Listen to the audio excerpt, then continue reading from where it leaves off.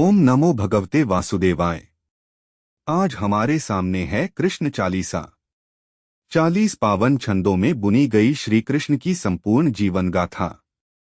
यह केवल स्तुति नहीं है, यह प्रेम की पराकाष्ठा है, भक्ति का सागर है। कृष्ण चालीसा हमारे भक्त कवियों की अनुपम रचना है। इसमें श्याम सुंदर के जन्म से लेकर महाभारत तक की पूरी यात्रा समाई है।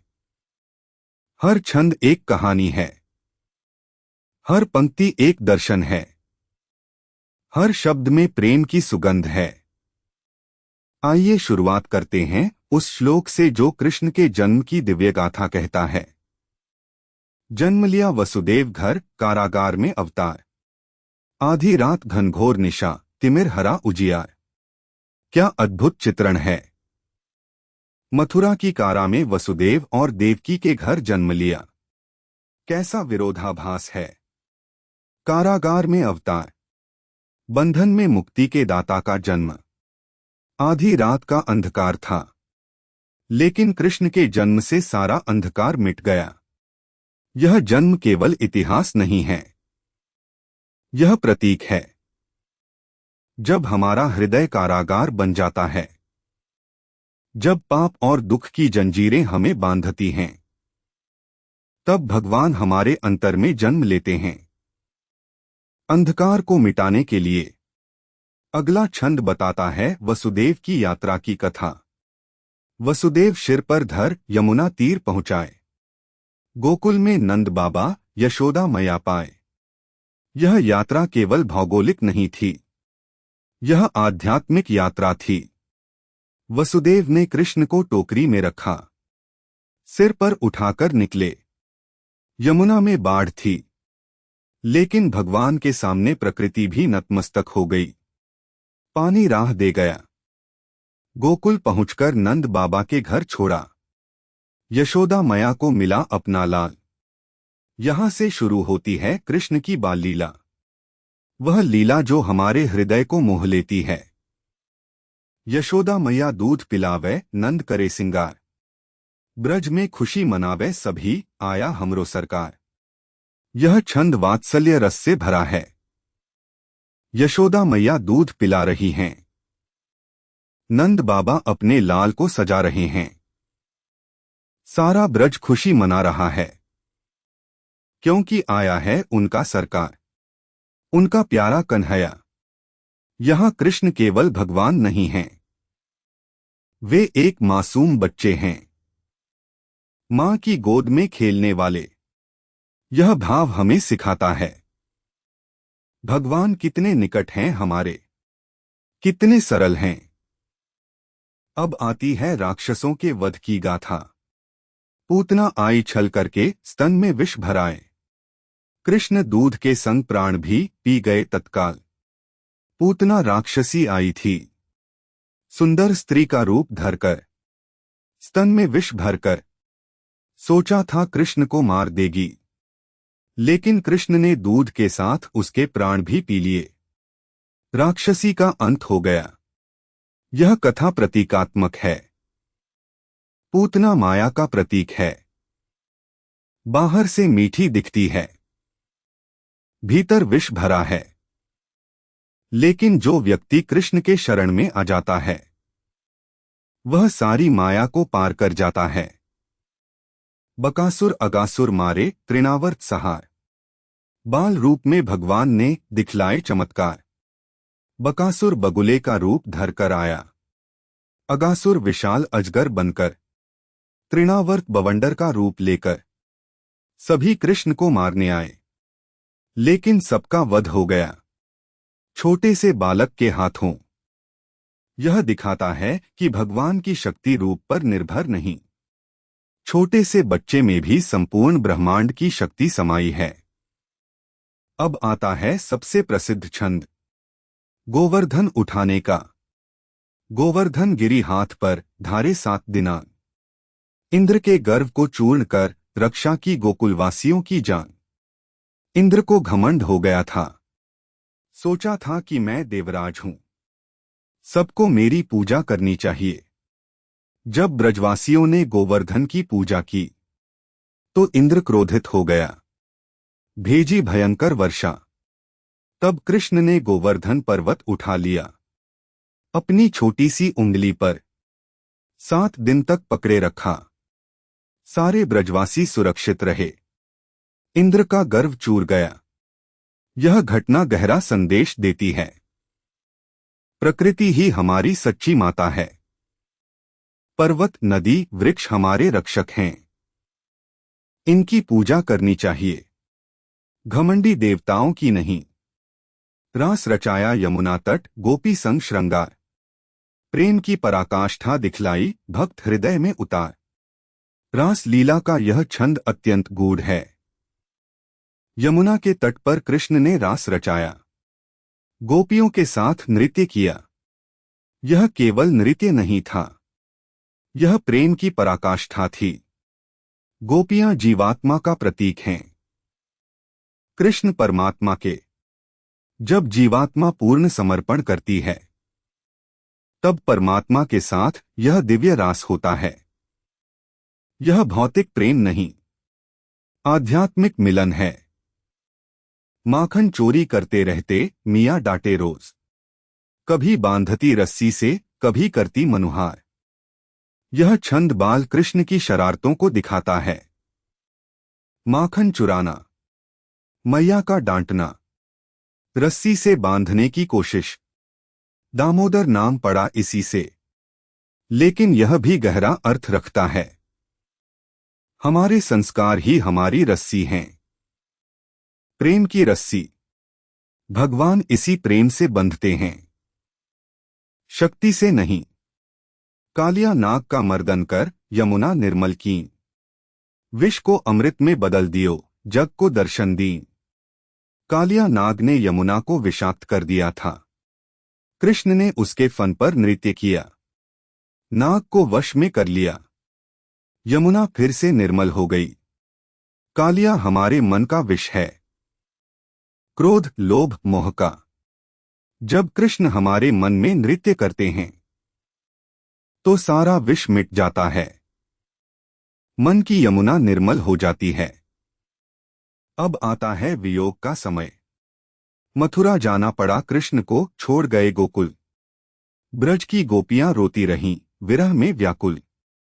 किशोरावस्था में कृष्ण को मथुरा जाना पड़ा, कंस का वध करने के लिए गोकुल छोड़ना पड़ा। अपने प्यारे ब्रजवासियों को। गोपियों का रोना केवल भावुकता नहीं थी, यह भक्ति की पराकाष्ठा थी। जब भगवान दूर चले जाते हैं तब भक्त का हृदय तड़पता है। यही तड़प भक्ति बन जाती है। कंस वध किया मल्ल युद्ध में, मातु पिता को मिले। देवकी वसुदेव के बंधन सभी खुले।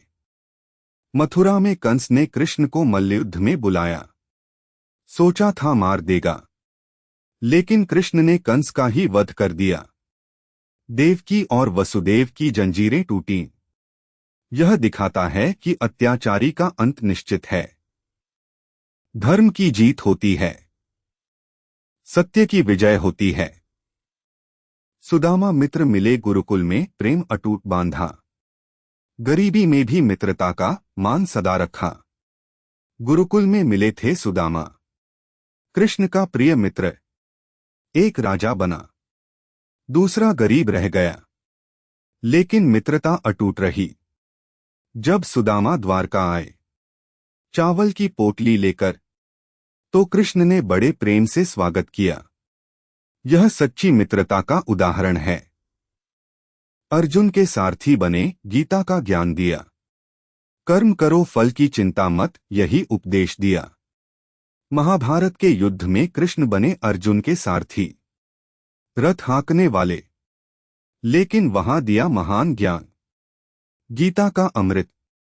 कर्म करो फल की चिंता मत करो, यही मुख्य संदेश था। यह उपदेश आज भी प्रासंगिक है, हमारे जीवन का मार्गदर्शक है। द्रौपदी की लाज बचाई, वस्त्र बढ़ाते गए। दुशासन की दुष्टता को धूल में मिलाते गए। जब दुशासन ने द्रौपदी का अपमान किया तो कृष्ण ने रक्षा की। वस्त्र बढ़ाते गए। दुशासन थक गया, लेकिन साड़ी समाप्त नहीं हुई। यह दिखाता है कि भगवान भक्त की मर्यादा की रक्षा करते हैं।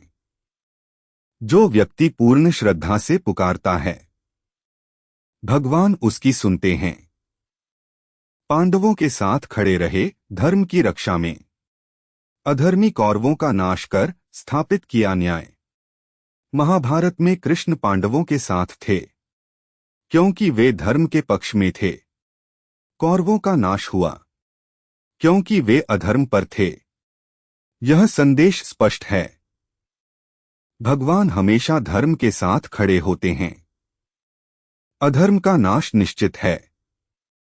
गोपी उद्धव संवाद में प्रेम की गहराई बताई। ज्ञान से कहीं श्रेष्ठ है प्रेम की सच्चाई। जब उद्धव गोकुल गए गोपियों को ज्ञान देने, तो गोपियों ने उल्टे उन्हें प्रेम की शिक्षा दी। बताया कि ज्ञान से बड़ा है प्रेम।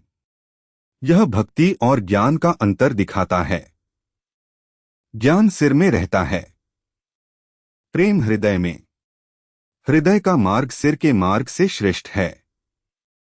रुक्मिणी स्वयंवर में हरण करके ले आए। प्रेम के वशीभूत होकर द्वारका में विराजे। रुक्मिणी का स्वयंवर था, लेकिन उसका हृदय कृष्ण में था। कृष्ण ने हरण करके उसे ले आया। द्वारका में विवाह हुआ। यह प्रेम की शक्ति दिखाता है। जब दो हृदय एक हो जाते हैं, तो कोई बाधा उन्हें रोक नहीं सकती। 16,108 रानियां द्वारका में। सबके साथ एक साथ रहे, यही है भगवान की लीला। कृष्ण की 16,008 रानियां थीं। सबके साथ एक साथ रहते थे। यह केवल इतिहास नहीं, यह दिव्य लीला है। हर रानी जीवात्मा का प्रतीक है। कृष्ण परमात्मा के। परमात्मा हर जीव के साथ अलग अलग संबंध रखता है।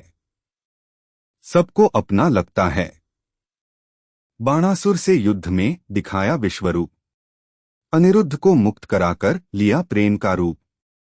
बाणासुर ने अनिरुद्ध को बंदी बनाया था। कृष्ण युद्ध करने गए, वहां दिखाया अपना विराट रूप। बाणासुर की हार हुई, अनिरुद्ध मुक्त हुआ। यह दिखाता है कि भगवान की शक्ति असीम है, लेकिन वे उसका प्रयोग प्रेम के लिए करते हैं। स्यमंतक मणि के प्रसंग में निर्दोष सिद्ध हुए। जाम्बवती से विवाह करके सत्य की स्थापना की। स्यमंतक मणि चोरी का आरोप लगा कृष्ण पर, लेकिन वे निर्दोष थे। जाम्बवान से युद्ध करके सच्चाई सामने आई। जाम्बवती से विवाह हुआ। यह दिखाता है कि सत्य हमेशा विजयी होता है। झूठे आरोप कुछ समय तक चल सकते हैं, लेकिन अंत में सत्य की ही विजय होती है। कुब्जा के तेल से स्नान कर कृपा की वर्षा की। छोटी सी सेवा का बदला बड़ा इनाम दिया। कुब्जा ने केवल तेल दिया था, मालिश के लिए।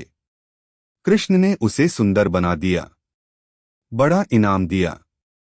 यह भगवान की कृपा दिखाता है।